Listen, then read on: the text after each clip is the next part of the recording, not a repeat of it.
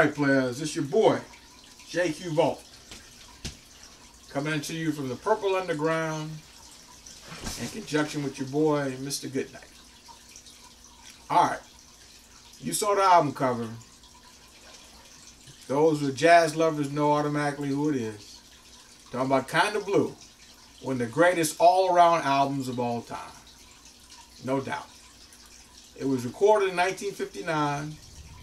Some people consider the middle part of the 20th century as probably one of the greatest ages for jazz. I know you got contemporary jazz people that may have their own feel, and that's cool because music, more than any other art form, has a more opinionated audience than anybody else. But I'm feeling this album. I'm thinking you got a masterpiece. And if you have never heard a jazz album in your life, ain't nothing wrong with using this as your intro to jazz. Now the beautiful thing about this is that the main piece, the main cog in this wheel, is arguably the greatest trumpet player of all time. We're talking about the late great Miles Davis. And in this album, Miles showed not only his unquestioned ability as a trumpet player, but he didn't come in egotistical about it. He knew he had some greats working with him, especially his partner in crime, Mr. John Coltrane. Now with this, he also had Julian Cannonball Adderley. And I'm saying from the word go, you looking at, or you listening to expertise in the way of solos, the way the jazz, classical jazz solo should be. And each one of them does it right. We're in with the very first song, So What? That opening intro with your boy Paul Chambers on that bass. And your boy Bill Evans on the piano and Jimmy Cobb on the drums. We talking about a rhythm section that can stack up with anybody. They come in, they do that thing. And it's like, if I can put it in terms like of a football team, your boy Miles Davis would be the quarterback. John Coltrane's like a wide receiver.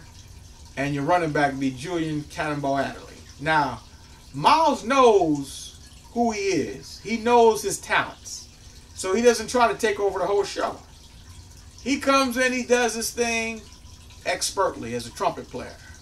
After the rhythm section, bringing theirs. But then, it's like, once he's done, he's done.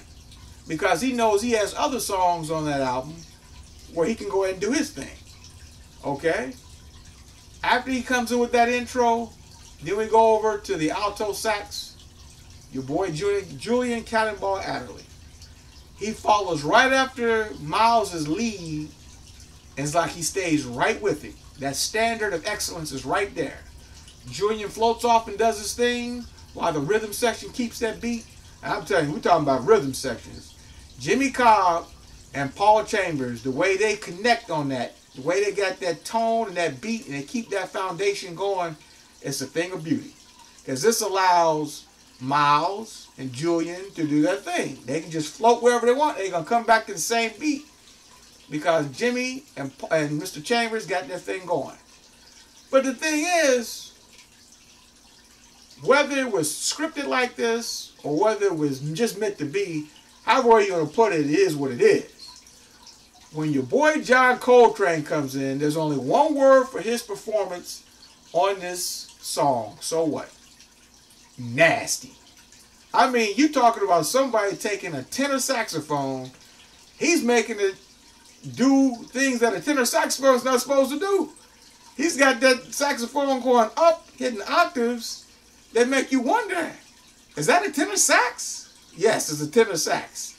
And you got the fingers of a master and the vocals, or rather the throat of a master, blowing that air through that tenor sax.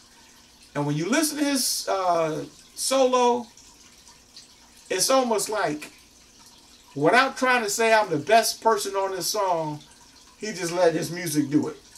And there's no question. No disrespect to any other musicians, but that song belongs to John Coltrane. He just takes over. Now we get to that second song, Freddie Freeloader. I just gave you a football analogy. Now I'm going to give you a basketball analogy. Just imagine if Jimmy Cobb, Paul Chambers, and Miles Davis, Mr. Adderley, and Mr. Coltrane, call them the starting five or whatever.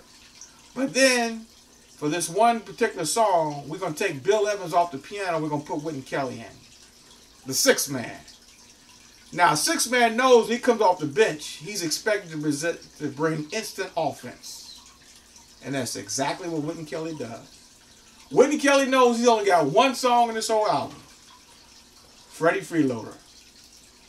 And he just goes ahead and does his thing. Yeah, the rest of the musicians do something that's beautiful. And it's great when you listen to them. But the entire song, Wynton Kelly is going up and down, doing what he wants to do. And it's like nobody's trying to stop him because he knows this is the only song. And he makes the most of it. And in that, you have to say Wynton Kelly is the musician on that song. Now, the other songs on that album, Green is Blue, Flamingo Sketches, it's like, this is when Miles said, okay, this is my time. A delicious change of pace with that third cut. As soon as he comes in, it's like, okay, now everybody sit back and now recognize why I'm Miles Davis. You know, the beat is slower. Bill Evans understands that on the piano. And the rhythm section with Jimmy Cobb, you got like a slower precision beat. And it's almost like Miles is saying, just sit back. I got you from now. I'm going to take it from here. Because now I don't let my boys do that thing. Now I'm going to show you why I was considered the greatest trumpet player in the world while I was alive. It's like the way he takes that trumpet into the corners of your mind causes you to go into a reflective sort of way of thinking. And it's like, it's all about not letting nothing hold you back, but just letting yourself go. Now, some people, rock musicians and things like that, the Beatles, the Sgt. Peppers, and Pink Floyd, with Dark Side of the Moon, it's like certain songs and lyrics that they gave tried to get you to release yourself. Almost if you want to take some acid or some kind of drug to get you there. But see, Miles Davis is a genius. He's like, I'm going to let my trumpet get us there. All you got to do is just sit back. And the way that trumpet talks to you is almost like it's trying to tell you to just go ahead and chill. I'm going to let you know what music is all about. And the trumpet is the chief speaker. Because each instrument is like a voice in itself. And the trumpet is saying, I'm talking now. And I'm talking to you the way I want to talk to you. Even the Flamingo Sketches. Yeah, Mr. Coltrane, he does his thing. You know, he does a solo and all that. But even still with that, because the way the melody goes, soft and slow, it's like Miles is saying, only I can dominate this song. Because I'm about to take this trumpet and I'm going to go and take it up and down wherever I want to go. If I want the notes to be flatter than some notes would be with a trumpet, I'm going to do that. If I want that trumpet to be high, and that's like a person having voice inflections rather. Like I'm going to take my voice however I want to do it to be able to get your attention. And I love that. I love that. That fourth cut, let's see. I'm feeling that too. All blues. Blue is Green is more of a melody, but a slower tune. But All This Blue is almost like saying, okay, we're going to put some pep to it. Not the same kind of up-tempo that they got with the first two songs. And So What and Freddie Freeloader. But at the same time, it's sort of a mellow, up-tempo song in itself. Now, I think that Bill Evans gets a lot of credit for how he kept all that on the same tone. Because this way, the solos can come forward without anybody feeling like they're getting away from the song. Bill kept that same up-tempo beat going the whole time. And as long as you got somebody on the piano that can keep that, along with Jimmy Cobb keeping the drums like he wanted, As long as you got that going the way you got it going, you can still do the solos that you want. You can still feel the liberation in your spirit to play however you want to play and things like that. But at the same time, when the song is over, you're still right where you needed to be when you started. And that's why you give a good piano player the credit to do that. Now, I know that the commercial success of Kind of Blue is one that's talked about among a lot of musicians and a lot of people who are music critics and people who are music fans. But I don't want to just key in on record sales. I want to key in on the fact that when this album was recorded in 1959, it set a standard for anybody else that was going to follow the line of classical jazz. A standard was set that you could not deny. You get a lot of great musicians together on one album. The man who knows he's basically orchestrating the whole thing purposely allowed himself not to be without an ego, and he basically just humbled himself, let his boys do their thing, let everybody get funky in their own way. Perfect example of that is Wynton Kelly. Only one song, Freddie Freeloader, but he did his thing. So why be egotistical and figure that it's got to be all about you? And really that's what Miles Davis, in his own laid-back way, was basically saying. I know that I'm good. I know that people give me a lot of credit and I get a lot of praise. But I don't have to take over the show. I'm going to have my time on this album. And it's like that kind of infused the whole album with the kind of ensemble-like feel that you get when listening to it. Because even with John Coltrane, he knew that he just got outright funky when he did So What.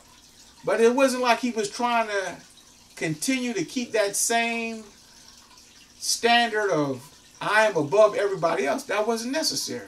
He had his cut, and he just sort of chilled the rest of the album.